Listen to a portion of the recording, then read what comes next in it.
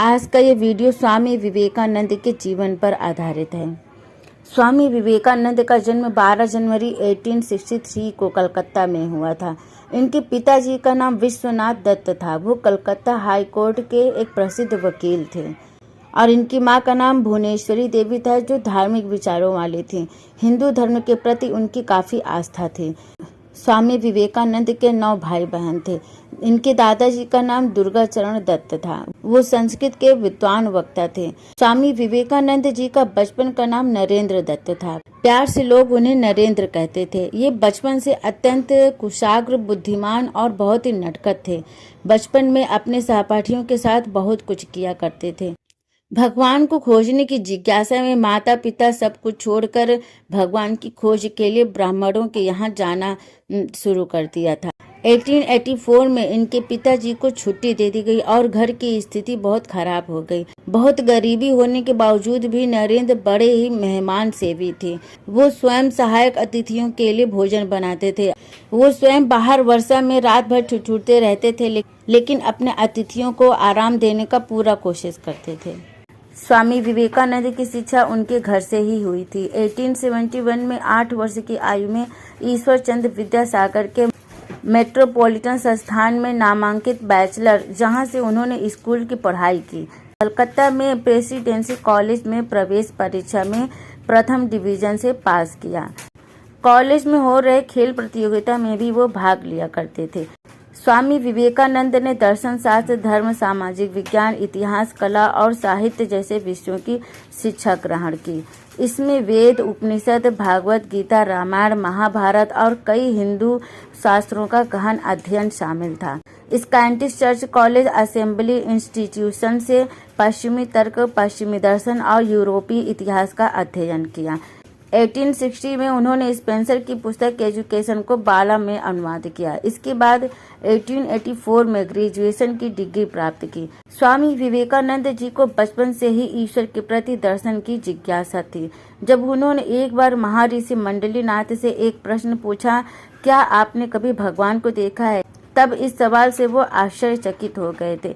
स्वामी विवेकानंद की जिज्ञासा को शांत करने के लिए उन्होंने रामकृष्ण परमहंस के पास उन्हें जाने की सलाह दी। उसके बाद स्वामी जी ने रामकृष्ण परमहंस को ही अपना गुरु बना लिया था। उनके अज्ञात सन्मार्ग पर चलते रहे। अपने गुरु के प्रति उनके मन में कर्तव्य निष्ठा और श्रद्धा की भावना प्रबल होती गई। 1885 में उनके गुरु रामकृष्ण परमहंस कैंसर की बीमारी से ग्रसित हो गए थे। इस कारण उन्होंने उनकी बहुत सेवा की और अंत में उनकी मृत्यु हो गई। इस तरह गुरु और शिष्य के बीच एक मजबूत रिश्ता बन गया। रामकृष्ण परमहंस की मृत्यु के बाद स्वामी विवेकानंद ने रामकृष्ण मठ की स्थापना की। उसके बाद 25 वर्ष की आयु में उन्होंने अपना घर परिवार त्याग दिया और ब्रह्मचर्य का पालन किया और गेरुआ वस्त्र धारण कर लिया। इसी से उनका नाम बुद्ध स्वामी हो गया। स्वामी विवेकानंद रोज ब्रह्म मुहूर्त में 3 घंटे का ध्यान करते थे। इसके बाद वे अन्य रोजाना के काम में शामिल हो जाते थे। स्वामी जी ने भारत में रामकृष्ण मिशन और मठों की स्थापना करके लोगों को अध्यात्म से जोड़ा। उनका एक ही सिद्धांत था कि भारत देश के युवा इस देश को काफी आगे ले जा सकते हैं। उन्होंने कहा था कि अगर मुझे 100 ऐसे लोग मिल जाएं जो पूरी तरह समर्पित युवा हों तो वे भारत की तस्वीर बदल सकते हैं। शिक्षा ऐसी होनी चाहिए जिससे बच्चों का शारीरिक, मानसिक और आत्मिक विकास हो सके। शिक्षा से बच्चे का चरित्र निर्माण और वो आत्मनिर्भर बने। उनका कहना था कि धार्मिक शिक्षा, नास्तिक आचरण और संस्कारों का पालन करना चाहिए। स्वामी विवेकानंद बहुत ही बुद्धि और प्रतिभा के धनी व्यक्ति थे। उनका स्वभाव देश के प्रति बहुत ही अच्छा था, क्योंकि उन्होंने सभी लोगों को अपनी ओर आकर्षित किया था। 12 जनवरी को देश भर में युवा दिवस के रूप में मनाया जाता है।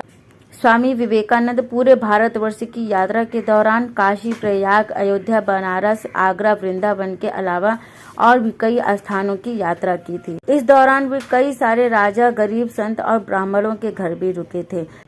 1897 में स्वामी विवेकानंद जी ने रामकृष्ण मिशन की स्थापना का उद्देश्य यह था कि नव भारत निर्माण के अलावा अस्पताल, स्कूल, कॉलेज और स्वच्छता के क्षेत्र में बढ़ावा देना।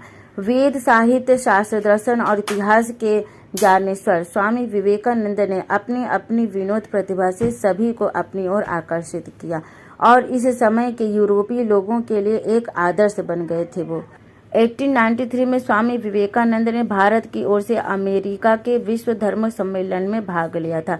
इस धर्म सम्मेलन में पूरी दुनिया के धर्म गुरु ने भाग लिया था। भाग लेने वालों में सभी लोगों ने अपनी धार्मिक पुस्तक रखी थी और भारत की ओर से भागवत गीता को रखा गया था। इस सम्मेलन में स्वामी विवेकानंद जी को देश विदेश के लोग काफी उनका मजाक उड़ाते थे, पर उन्होंने कुछ नहीं कहा। जब उन्होंने मंच पर सभी को मेरे भाई और मेरे बहन कहकर संबोधित किया, तब सभी तरफ से तालियों की गूंज होने लगी। अगले दिन अखबारों की चर्चा ये थी कि धर्म सम्मेलन के सभी विद्वानों ने बहुत अच्छा भाषण दिया, लेकिन भारत के विद्वानों ने पूरे अमेरिका का दिल जीत लिया है।